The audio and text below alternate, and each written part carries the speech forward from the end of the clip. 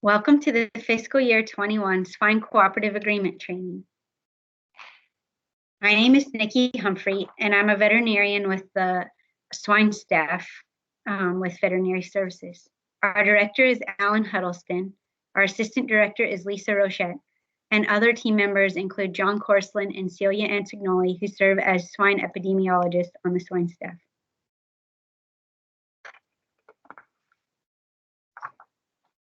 For fiscal year 21, we want you to continue to focus on risky practices in swine operations and target those specific operations with extra risk. This means continue your ongoing state level activities and reporting. And for pseudorabies and swine brucellosis surveillance, target operations that have feral exposure or where swine are raised outdoors and in your garbage feeding operations. The same kind of operations can be targeted for African swine fever and classical swine fever surveillance. In addition, you want to target sick pigs there, as well as your slaughter plant condemns that are specific for hemorrhagic fever. We'll also discuss swine health protection activity searches and enforcement. And then at the end, we'll discuss some brief opportunities for states with high incidence of vesicular fatties to add some funding there. Let's get started. This graph depicts 1987 versus 2012 U.S. swine operations. As you can see, we've really changed our industry structure over time. The information presented here is from the National Ag Statistics Services census data.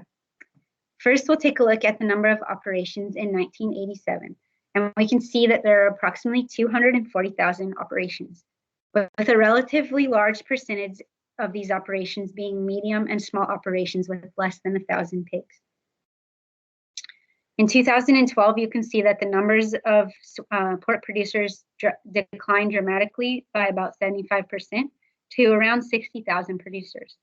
These are mostly made up of small producers with less than 100 pigs per farm. And you'll see that we still have about the same number of large producers, around 10,000, as we had in 1987. Inventory has risen from about 50 million pigs to about 65 to 70 million pigs currently. This number may be slightly lower due to current and recent COVID impacts. A large portion of the inventory in big herds over 1,000 head reside in farms that have high biosecurity practices. However, most of the risk is in the smaller herds where there are a larger percentage of producers. And many of these operations may have feral swine exposure or have pigs being raised outdoors. And they may also have a lot lower biosecurity, if any biosecurity, on their operations. These are the herds that we would like to see you target in our surveillance. Why target? Well, we can't afford to test everything. As you know, with the 50 million plus hogs, it would be too expensive. So we want you to target sick pigs, and we want you to target at-risk practices where mixing happens, or where there's feral swine exposure, or where farms share equipment and could spread disease on equipment and their personnel, or where there are operations that are allowing garbage feeding. We also want you to target networks where a lot of shipping of pigs might occur or mixing of pigs might occur. Now we'll look at specifics in the VS Field Operations Grants and Cooperative Agreements Guide. Pages 25 to 29 cover swine-specific areas of the cooperative agreement. And over the next several minutes, we'll be covering these in detail.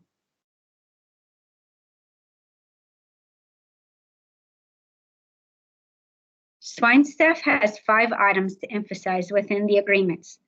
The first is that every state needs to conduct some active surveillance, which includes activities to look for African swine fever, classical swine fever, swine brucellosis, pseudorabies, and influenza A virus in swine. Additional disease surveillance may be added as necessary. For example, in 2020, in the fiscal year 2020, we ended up having some incidents of strep zoo, and we added some additional surveillance to our targets there.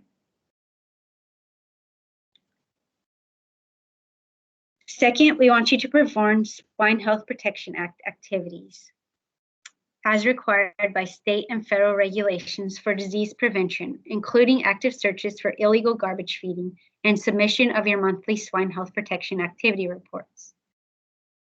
Keep in mind that we also want you to continue submission of your annual swine activities reports. These include pseudorabies and swine brucellosis. Pseudorabies reports are due every year. Swine brucellosis reports have moved to an every other year reporting cycle. Continue to search for ethnic undocumented swine production in your states. Continue training and response for swine foreign animal disease activities, and monitor markets for ID and premises reporting. In addition, please continue to advance relationships with producers, swine veterinarians, swine labs, and associated swine industry groups in your state. Please note states may not utilize swine health funds for the purchase of laboratory equipment in their cooperative agreement.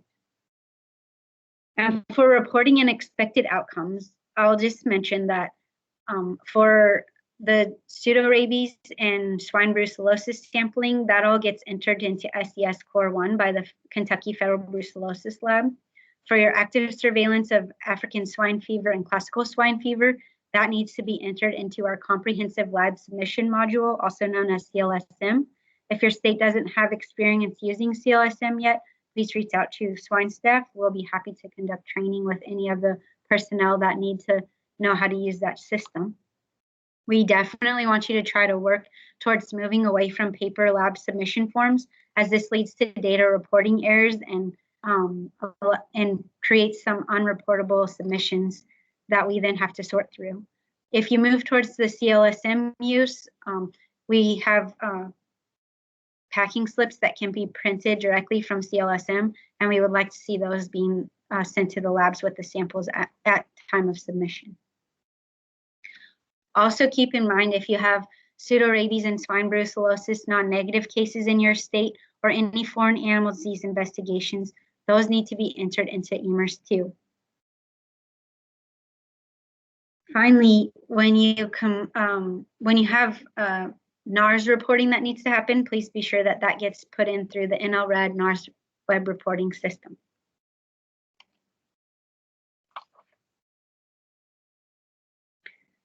New within the past 3 to 4 years, swine staff has been working to move towards more targeted sampling of high-risk herds when sampling for pseudorabies and swine brucellosis.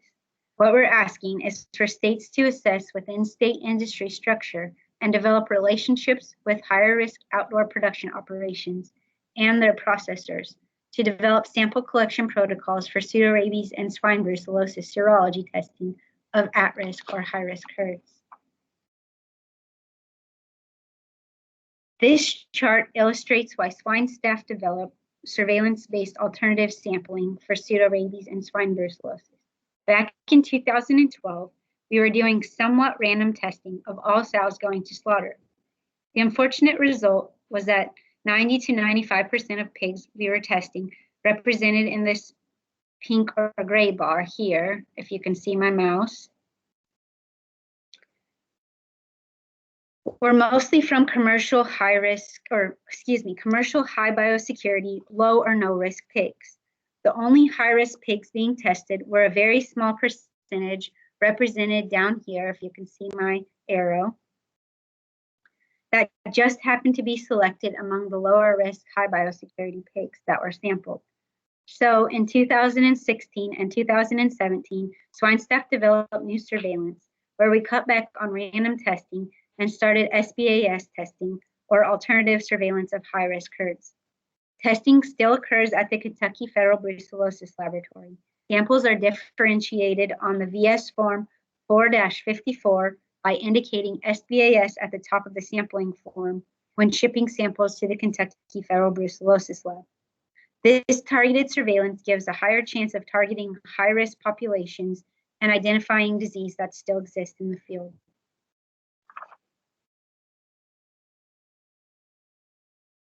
You may have noticed that your targets drop from 5% to 1 to 5% based on your state's risk. Swine staff assists in setting up selection algorithms, and the laboratory monitors submissions through SES Core 1. At this point, Pseudorabies and swine brucellosis surveillance is more of a national function and not so much a part of the agreement process for states. However, states still need to continue testing for swine brucellosis and pseudorabies. This table shows SBAS targets by state. In the recipient guidance document, you'll find the targets on pages 26 and 27. In general, targets were set for each state based on swine population within the state and risk for contact with feral swine populations or level of backyard production, which swine staff feel in general is a higher risk activity. The total target is about 11,000 samples nationally. Keep in mind, these are targets and just targets, not requirements. You can communicate with your AVIC or with swine staff if you feel that the targets are inadequate for your state or are too high. Shipping, testing, and reporting is all covered by the Kentucky Federal Brucellosis Laboratory provisions, so you don't need cooperative agreement money to help with shipping or testing of these samples. State costs are more related to making contact with producers, markets, or slaughter plants to get the sample process set up, or to follow up when there are issues with samples. State testing won't be supported out of cooperative agreement money if the state chooses to send their samples to a null or state lab. By now, most of you are probably aware we began a combined African swine fever, classical swine fever, hemorrhagic surveillance program as of June 1st, 2019, expanding our over 10 years long CSF surveillance program. As you look at where you want to sample, we have 4 surveillance streams to target. The first is garbage feeders. The second is backyard higher risk herds. The third is coal markets or buying stations. And the fourth is FSIS slaughter condemns or even state plant condemns with reasons consistent with hemorrhagic disease. These primarily include septicemia or erysipelas and deads on arrival or high volume of deads in a lot. To give you an idea, we recently ran some figures earlier this spring and found that if a plant has about 1% condemn rate for deads in a day, and that's 1% of their overall slaughter numbers for that day, we would like to see those animals targeted for ASF, CSF active surveillance when at all possible. So if you can do outreach with your plants and recommend they contact you in those instances, that would be greatly appreciated. If you cannot trace samples back to the farm of origin, you probably shouldn't be testing those animals, as it would be hard to follow up if we had a positive. Again, I want to emphasize the comprehensive laboratory surveillance module is the data repository location for active ASF and CSF sampling. If you need help navigating this system, again, we can do one-on-one training with any of your personnel.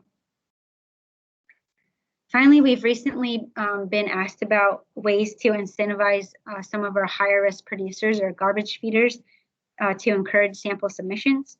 And swine staff has determined that we would support states using cooperative agreement money to pay for producer necropsy expenses or other endemic disease testing if your state feels that it might encourage those producers to allow submission from high-risk farms. If you have other ideas that might work to increase those samples as well, feel free to reach out to swine staff or your AVIC program manager, and we can discuss those ideas.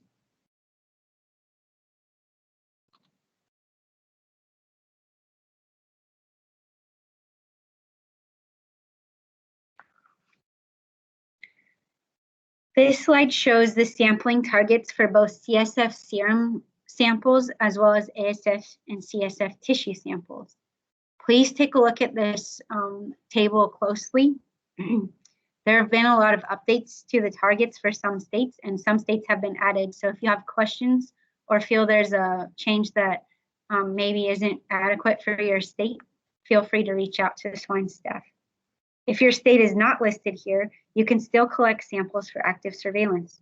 Just contact swine staff to determine which non-laboratory to use for your sampling. Again, focus on higher risk swine where possible. Garbage feeders, wholesale markets or buying stations, especially those that do a lot of back and forth buying, and slaughter plants receiving high-risk swine, whether outdoor raised or garbage feeders. Targets are initial targets set, and swine staff is happy to work with states to adjust targets as necessary. Moving on to garbage feeding. As many of you know, African swine fever continues to spread in other countries, and we get a lot of questions from swine industry regarding what we are doing about the threat of garbage feeding. We currently have no metrics associated with sampling garbage feeders, but we definitely want to get them reporting mortality or disease events, knowing they will get follow-up testing for program diseases. Thus, our request to entertain ideas and incentives to encourage producers to submit samples on these operations.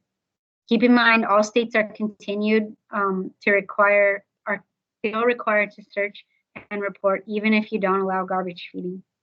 Be creative in thinking about where your risky sources might be and ways to target those sources. Please establish relationships with feeders to encourage reporting of garbage-fed pig, high mortality, or disease events that we can investigate. And continue to report your swine health protection activities on our SharePoint site on a monthly basis. Finally, this brings us to our last item for cooperative agreement consideration. We recognize that there are still about 6 to 10 states dealing with high incidence fat investigations at swine slaughter establishments, and we're going to allow for limited swine fund usage in these states to help with the high cost of fat investigations in these plants. We would ask that you continue to collaborate with VS field and swine staff in analysis and recommendations for lowering Seneca Valley virus A incidence through biosecurity and pig flow improvement. That wraps up swine cooperative agreement items. Swine staff wants to thank you for your continued collaboration. The swine team currently has 4 members listed here, with the addition of our new assistant director back in May, Lisa Rochette. We hope to be filling our 5th spot on the team in early 2021. So stay tuned for an additional contact. We look forward to working with you in fiscal year 2021. Feel free to reach out to any of us with any questions you may have related to swine activities as they pertain to your cooperative agreements. Again, thank you for your time.